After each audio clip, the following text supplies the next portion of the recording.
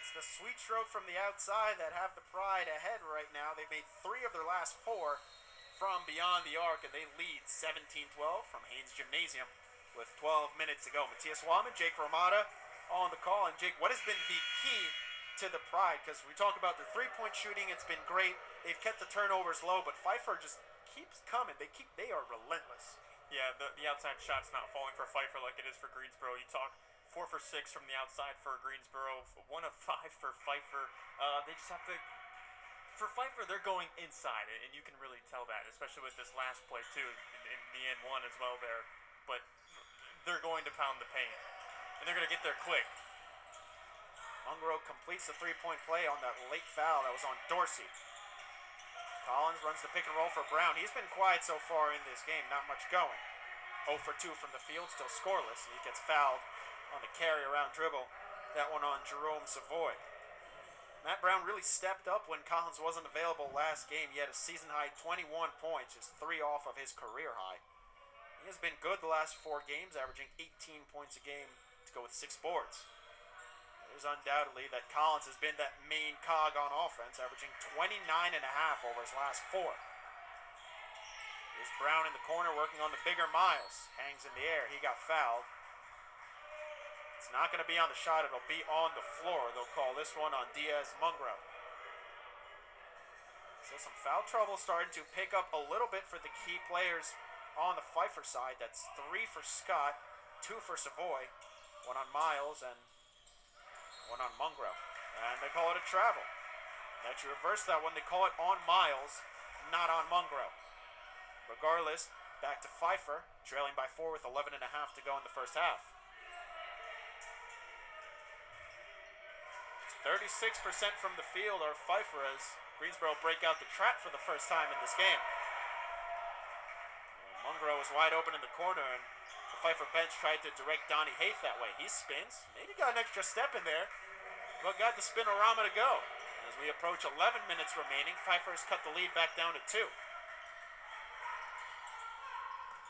The wings for Pfeiffer have done a great job on Collins defensively, but he pulls back, finds just a little bit of daylight. That is all he needs. He's got 7 on the game. Lead back up to 4. Mungro attacks the other way. Dorsey got a hand on it, and it was clean. But Miles rips it down, goes up with it, blocked away by Dorsey. There's Pfeiffer to recover. Collins on the deck. Miles somehow comes up with it. They won't call it a foul. They'll call it a jump ball. Man, what a block by Keyshawn Dorsey that almost got lost in the scram there for the ball. But a good, strong defensive possession for the Pride. I think when you have a defensive stand like that, your momentum just carries. It carries and carries. They put more defensive stands like that together, Matthias. This could be a good day for the Pride. Dorsey's got 3 blocks on the season. He's up to 2 already. Swatted away by Donnie Haith, but thrown right to Zach Mosier, who just checked into the game. Something Pfeiffer has to be aware of. Mosier lights out from outside. Dorsey yo-yo dribble. Almost got Savoy to bite, but ended up losing the ball. Under 20 on the shot clock. Midway through this first half. It's 19-15 Pride. Huggins lost it. It was off his leg. Notice, too, the defensive change. First, Pfeiffer came out in the zone. Now they're playing man-to-man. Those are some of the rookie mistakes that Coach Canameza and the rest of his Pride staff is letting Millie Huggins play through. He leads the team in turnovers with 34 now. Savoy almost lost it. Up with it, blocked by Brown.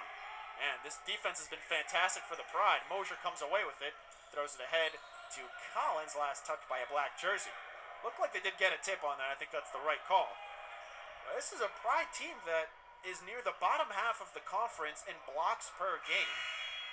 I believe they are 3rd to last, and they've got a good amount here already. They've got 4 blocks halfway through this first half. Yeah, 2 from Dorsey, 2 from Collins. It's a good sign, too, especially from a Pfeiffer team that has such big, they have trees on this roster, so that's good to see for the Pride. That's 2 of your shorter starters, too. Brown, quick attack, pulls up from the baseline. Too short. Haith, strong rebound. Pushing the pace. And Mungro in the corner, takes it himself.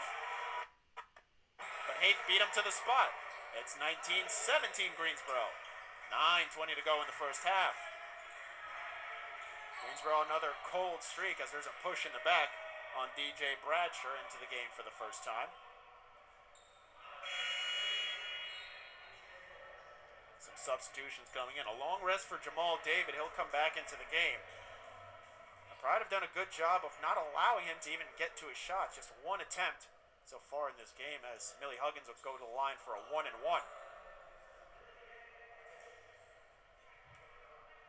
David, just one of those players that, as Coach Canamesa called it, you can't stop him. You just have to limit him as much as possible. As Huggins swishes the first one in, and he'll stay for a second attempt. Jamal David has that D1 body, 6'6", 190. Senior experience. He's been at the D1 level and the D2 level. Second season with the Falcons. Huggins perfect from the line. 14 of 22 now, up over 60%. 4-point advantage again for Greensboro. We've been teetering around 4 and 2 points for the last couple of minutes. 9 minutes to go. Huggins gets a couple hands on it. That's a jump ball. It'll stay with Pfeiffer. But there have been 3 or 4 instances that this Pride defense has been swarming. They've been able to force that jump ball. You can definitely tell they've brought up their intensity. I mean, you can tell that the last game against Pfeiffer left a pretty bad taste in their mouth, and they want to prove that they're not that kind of team. This is the team that they are right now.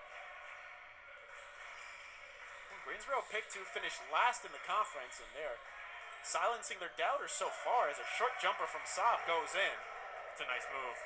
It's a pretty move.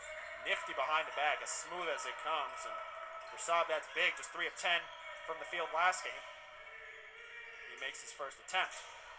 Brown from the free throw line, maybe some hand there, left it short.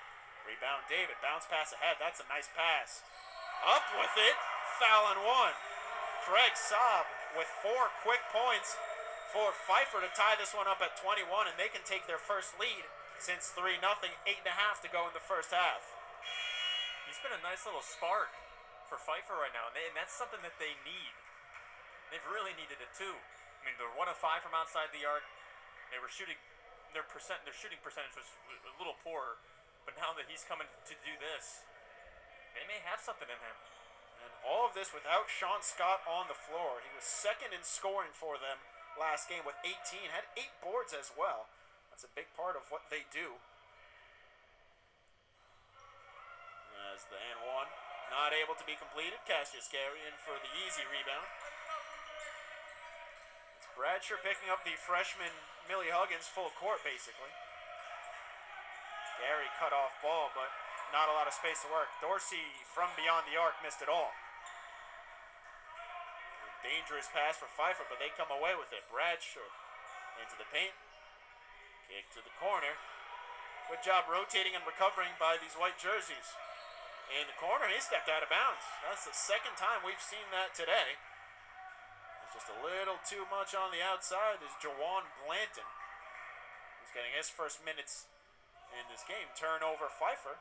We're still deadlocked at 21. It's Huggins, Dorsey, Pierce, Gary, and Collins for the Pride.